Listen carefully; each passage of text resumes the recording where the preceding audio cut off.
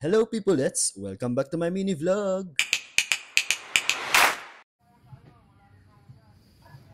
So for today's video, second day na nga namin dito sa Helena Beach Resort. Dito pa rin sa Infanta Quezon. Sobrang tahimik lang ng umaga sa tent. At saka, ayun na nga, sa tent na kami natulog. Tinanghali na rin ako ng gising. May hangover pa. Ayan, hindi tuloy na abutan ng sunrise. Pagbukas nga ng tent, ito talaga ang magandang view na makikita mo. Ang beachfront.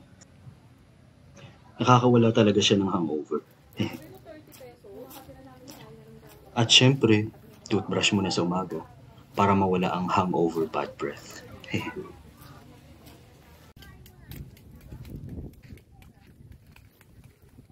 Oh, may natira pa kagabi oh. Singaw na yan eh.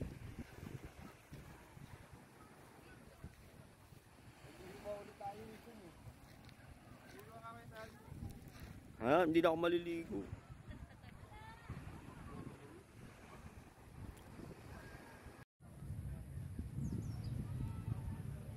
Relax lang para mawala ang hangover.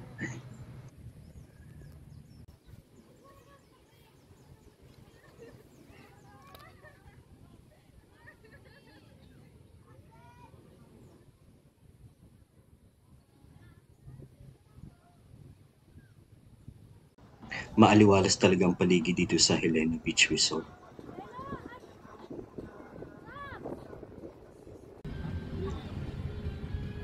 Biyahe na nga kami niyan pabalik ng Angono Rizal.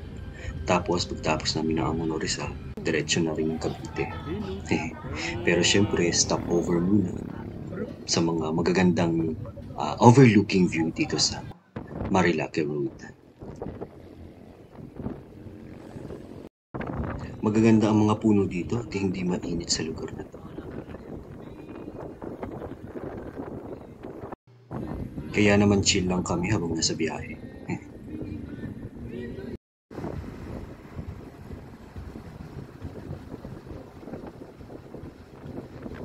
Eto na nga, nag-stopover kami dito sa isang overlooking cafe along dito sa Marilake Road.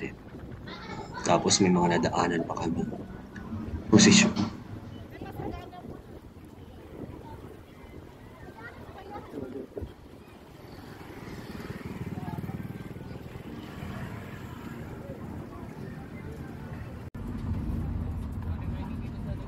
Habang nasa biyahe kami pa uwi, nakita ko maganda ang sunset. Kaya naman, hindi ko pinalampas ang pagkuha ng litrato at video. Hanggang dito na lamang po, maraming salamat.